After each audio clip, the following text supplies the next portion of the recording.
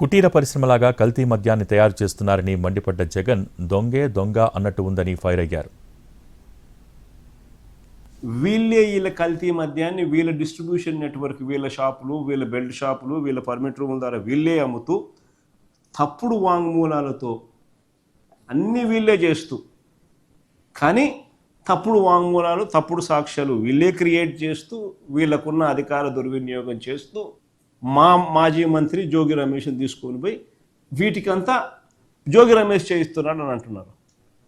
ఎక్కడికండి ఇది? మేము ఈ మాదిరిగా నిజంగా దీన్ని కన్నా డెమోక్రసీలో దీన్ని కన్నా పర్మిట్ చేస్తే రేపు పొద్దున ఎవడన్నా బతకగలుగుతాడా?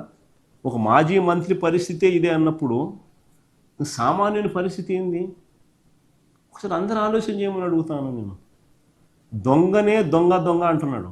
వీళ్ళే దొంగ, వీళ్ళే పోలీసులు, వీళ్ళే పబ్లిక్ ప్రాసిక్యూటర్లు.